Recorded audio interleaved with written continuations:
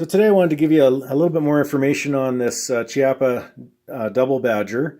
And you see me shoot that and pattern it a little bit, but I wanted to do a little bit of a comparison between the Chiappa single badger and the double badger, other than the obvious differences, single barrel versus a double barrel, but give you a little bit more of a close-up of the sights, how they open, how they fold, what kind of mounting options you have, and that kind of thing. So let's just jump right into it. So first of all, obviously on the bottom of the picture there, I've got the Chiappa single badger. And this rifle is in a 22 long rifle, though it does come in a couple of other calibers, 17 HMR and 22 WMR. The top one is a Chiappa double badger in a 22 long rifle and the 20 gauge. And again, this does come in a couple other calibers, including 22 long rifle and 410 gauge. So just to give you a little bit of some specs or weight numbers, the Chiappa single badger weighs in at about 3 pounds, and the double badger with that nice wood stock on it is about 6 pounds. Overall length on the single badger, 31 inches, 36 inches on the double badger. They do both fold, and I'm going to show you that here in a second.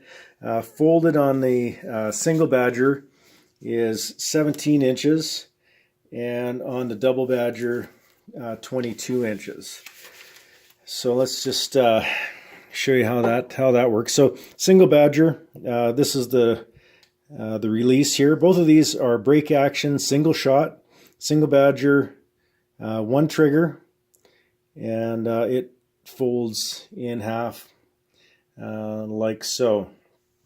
This one opens very easily. I've used it quite a bit, so maybe it might be broken in a little bit more than the double badger, but very compact, lightweight, very accurate. Both of these rifles are very accurate. This one, nice trigger on it. You got about 2 pound pull, which is actually kind of light for a 22. The sights, this one's got hammer, so you got to pull your hammer back in order to operate the trigger. Sights on this one, the front one is I guess what we would call a M1 style blade, and rear on the back is a fairly small peep. I don't know if you're going to be able to see that all that well, but this gun in particular, let's just maybe go that way. There you go. This gun in particular, I have a kind of a hard time with my short-sighted vision seeing that front blade through that small peephole, particularly when it's dark. So full sunlight or whatever, this one no problem getting a sight picture, but when it's dark, a little bit more difficult. Does have a quad rail on it, so could definitely put some type of an optic on here, hollow sight or something like that. But I just haven't done that. One nice thing is that because it does fold up so small, and it comes with a pouch, you can easily put this in your backpack or strap on the pouch that it came with. If you put an optic on here, I've even had a long scope on here at one point. It makes this just a little bit bulkier. So I've kind of chosen to carry it without any optic. So that's the single badger. Double badger, obviously a lot heavier, 6 pounds. Nice full wood stock on it. 2 barrels, 2 triggers. Front trigger is for the 22 long rifle. In this case, rear trigger is for the 20 gauge. This lever here is how you break that open. And so that's how that opens. Yeah, knock the camera over, and that's how that folds. So a little bit larger folded, actually quite a bit larger than the single badger, but nonetheless it does fold up to put into a backpack or something like that. Does not come with any case for this double badger. So this one, no hammers. You close it and it's cocked. It does have a safety. That's safe, fire, and that one safety works for both triggers. Front trigger for the top 22 long rifle is about 4 pounds, and the back trigger, for whatever reason, is a little bit lighter at 3 pounds for the 20 gauge.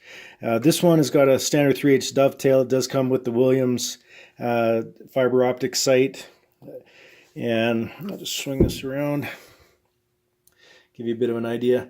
So you got a fiber optic glow in the back of this one. There you go. If I can get it in focus. There you are. And in the front, if you can see there, you got a bit of a fiber optic in the front there as well. There you go.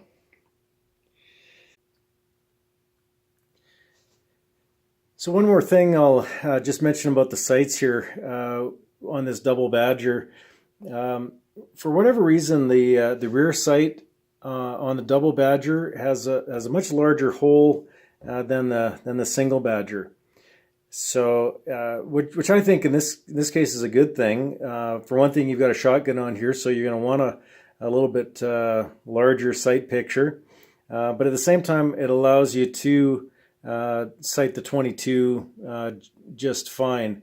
And being that's a little bit larger hole and it's got the fiber optic glow on it, I find that it's just a little bit easier to use under low light conditions. So again, I like the sights better on the double Badger than the single Badger, although they are both very similar.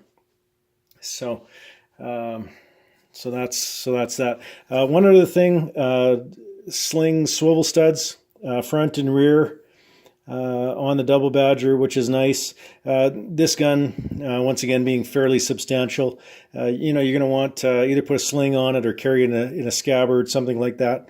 But it's balanced very nicely and carries very nicely, and the sling swivel studs are a nice little additional feature.